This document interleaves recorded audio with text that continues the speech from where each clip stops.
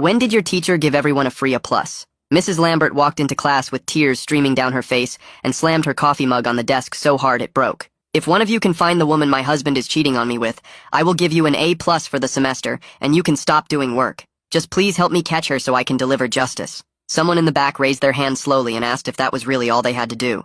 Mrs. Lambert nodded and laid out 3 rules. 1. We couldn't get caught snooping around. 2. We couldn't break into anyone's homes. And 3. We could work in teams if we wanted. The bell rang right after, and my best friend Kenji grabbed my arm and pulled me into the hallway. He said, "I got a plan. This'll be easy money, trust me." Mrs. Lambert's husband was Coach Lambert, who taught gym and coached girls volleyball. Kenji figured he was probably sleeping with one of the volleyball players since he spent so much time with them after school. We decided to start our investigation that afternoon during volleyball practice. We snuck into the gym and hid behind the bleachers with a clear view of the court. Coach Lambert was running drills and yelling at the girls to hustle.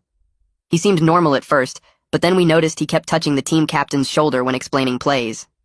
The practice went on for an hour, and nothing suspicious happened. We were about to give up when Coach Lambert called the captain April into his office. She jogged over, bouncing her ponytail, and followed him inside.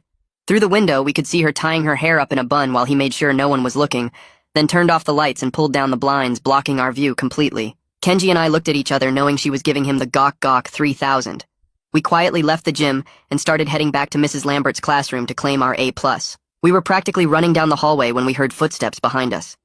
2 kids from our class tackled us to the ground before we could react. They pinned us down while their teammate Jasmine sprinted ahead toward Mrs. Lambert's room. We struggled, but they were bigger and had caught us off guard.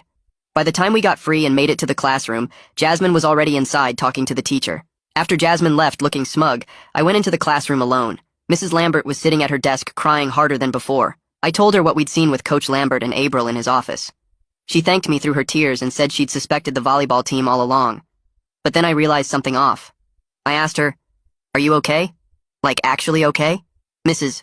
Lambert looked up at me with surprise.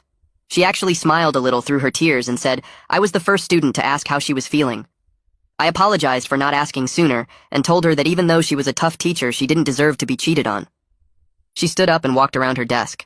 "Do you still want that A+?" she asked. I said yeah, of course, because who wouldn't want a free grade? But then her expression changed to something I couldn't read. She explained that since I was the only student who showed concern for her well-being, she wanted to give me a special choice. I could take the A+ for myself, but she'd tell everyone I ruined the challenge for them. Or I could fail the class, but everyone else would automatically get an A+ for their efforts. My brain felt like it was short-circuiting. I asked her to repeat what she'd said because it made no sense. Then the pieces started clicking together in the worst way possible. I looked at her face and saw she wasn't devastated anymore. She was studying my reaction like I was a lab rat in one of her psychology experiments. "Wait, so your husband's